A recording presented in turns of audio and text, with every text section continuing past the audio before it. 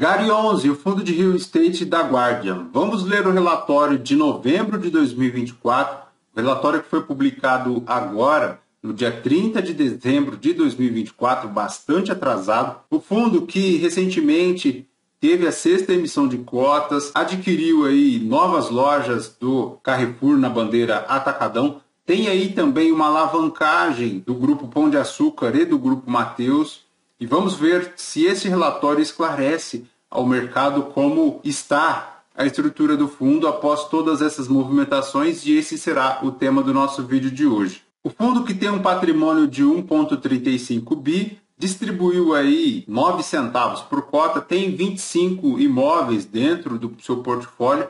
Lembrando que essa contagem aqui não abrange os 15 imóveis adquiridos lá do Grupo Carrefour.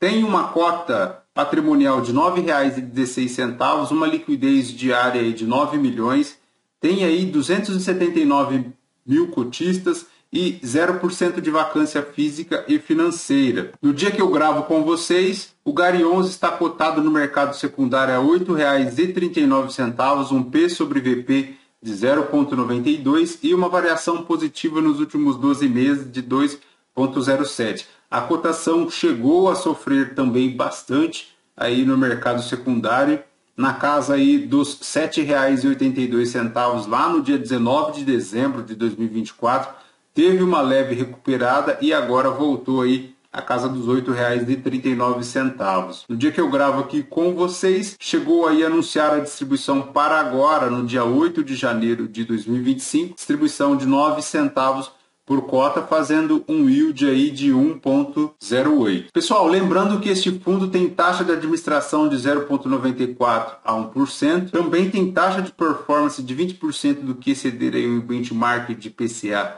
mais 6%, e iniciou as operações em 2020. Nos comentários da gestão é aquilo que temos, que já conhecemos em relação à trajetória fiscal e à política econômica doméstica.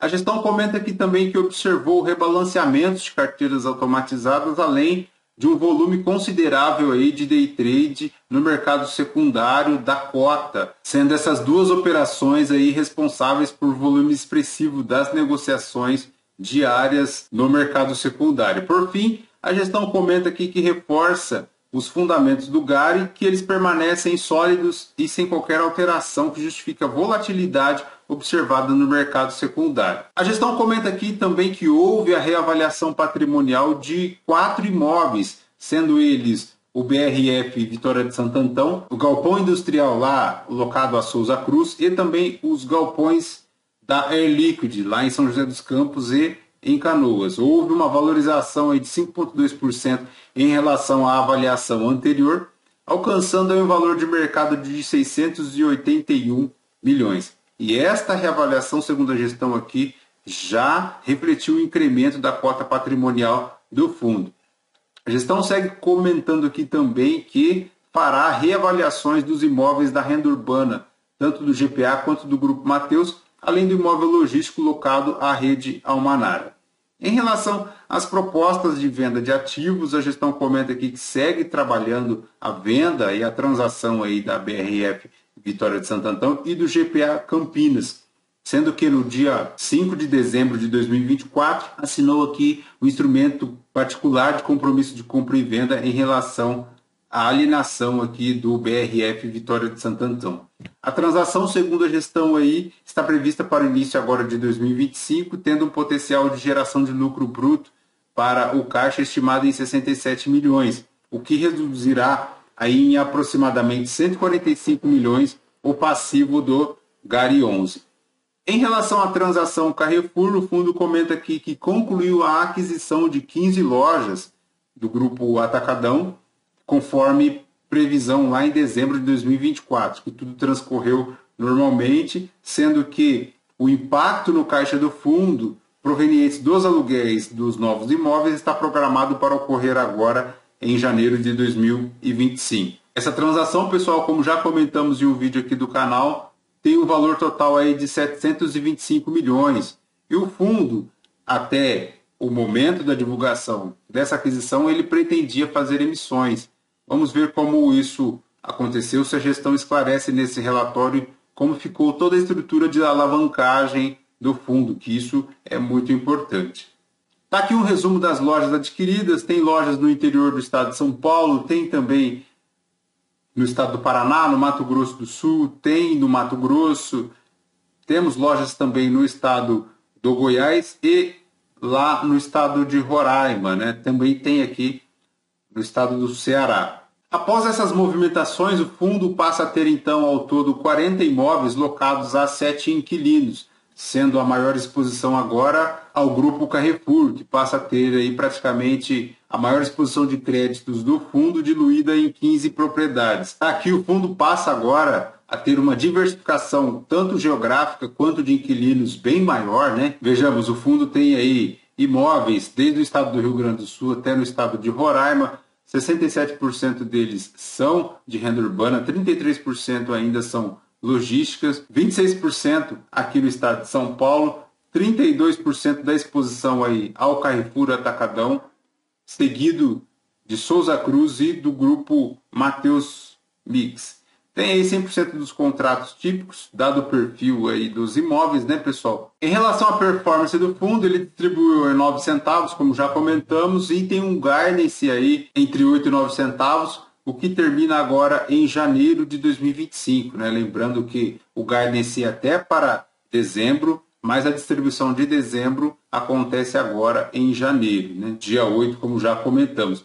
Em relação à DRE, pessoal, o fundo gerou aí 15 milhões de receitas, subtraídas as despesas de 3 milhões, produziu aí um resultado de distribuição de 11 milhões 580 mil reais, o equivalente a 9 centavos por cota. Em relação à rentabilidade, o fundo consegue deslocar aí um pouco da NTN-B, fazendo um yield aí de quase 12%. Segundo a gestão, ao final de novembro, o spread entre a NTN-B 2035 e o fundo era de aproximadamente 5,18%. Em relação à liquidez, o fundo consegue fazer aí no mercado secundário 9 milhões e 100 mil reais de transações, tem 279 mil cotistas e teve um aumento considerável aí do número de cotistas, né? Lembrando que ele ingressou lá em 2024 com apenas 163 mil cotistas e já chega aí ao patamar de quase 280 mil. Temos que o relatório está bastante atrasado, né? Vejam que ele ainda não contempla aqui as lojas adquiridas lá do Atacadão, então vamos esperar aí o próximo relatório. A gestão poderia melhorar essas questões, né? Já teria condições de abordar neste relatório toda a movimentação do fundo, né? Infelizmente a gestão ainda peca por um relatório extremamente longo e traz pouca objetividade, né? Bom, próximo ponto de atenção aqui por nossa parte é em relação à alavancagem. Vamos ver o que a gestão comenta, né? Tá aqui, em relação à alavancagem, a gestão comenta aqui que o fundo possui obrigações financeiras oriundas da estruturação de CRIs casadas com os contratos de aluguel atípicos e de longo prazo como lastro. Dentre todas as obrigações financeiras do fundo, com exceção da parcela de equity devida pela aquisição dos imóveis GPA e Mateus, estão amortizadas conforme o fluxo dos contratos de locação vigentes no fundo. Segundo a gestão, o fundo possui um patamar de alavancagem de 14%, sendo que as disponibilidades de 866 milhões são suficientes aí para cobrir 18 anos das obrigações do fundo. Há uma projeção aí para o fundo terminar o período lá de 2030 a 2039 ainda com 527 milhões em caixa. Segundo a gestão aqui, conforme detalhado, a aquisição do portfólio GPA e Grupo Mateus lá no segundo trimestre de 2024 consistiu em uma parcela equity negociada a prazo e a assunção de alavancagem. Dada a conjuntura macroeconômica, o fundo aí sinalizou a intenção de realizar uma quitação antecipada nesta alavancagem da ordem de 400 milhões. No entanto, os desdobramentos aí macroeconômicos de 2024 levou o fundo a considerar que a gestão das disponibilidades do fundo foi fortemente beneficiada pelo movimento dessa alta de juros, uma vez que foram geridas desde o encerramento da quinta emissão com operações em tesouraria com remuneração atrelada ao CDI. O custo ponderado da alavancagem do fundo figura em IPCA mais 6,8%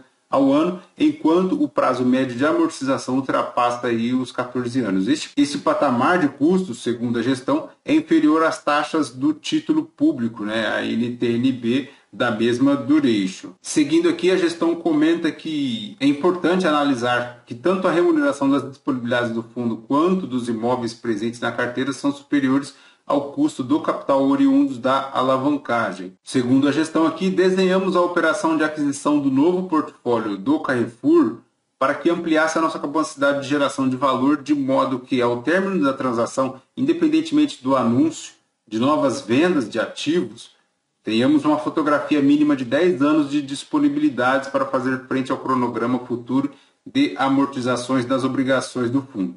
Para isto, esta operação de aquisição veio acompanhada da emissão de um CRI, que, somado à parte de disponibilidades atuais, equaliza a liquidação da transação sem o consumo de recursos oriundos da sexta emissão. Lembrando que esse gráfico de alavancagem, pessoal, segundo a gestão aqui, ele ainda não reflete as liquidações das transações das lojas do Grupo Carrefour, performada na segunda quinzena de dezembro, e a transação do BRF Visa em liquidação agora prevista para janeiro de 2025. Então, pessoal, nós precisamos aguardar ainda o próximo relatório para ver se a gestão consegue explicar de uma forma mais clara e objetiva como é que se dará aí o fluxo de amortização das obrigações do fundo, né? Informações consistentes em relação à amortização lá do GPA Grupo Mateus e também do Carrefour, além da venda lá do imóvel de Vitória de Santo Antão. Então vamos aguardar aí o próximo relatório. A expectativa era que este relatório aqui já nos trouxesse informações consolidadas, né, em relação a essas movimentações, tanto de aquisição do GPA Grupo Mateus quanto do Atacadão, também em relação à venda do BRF Visa.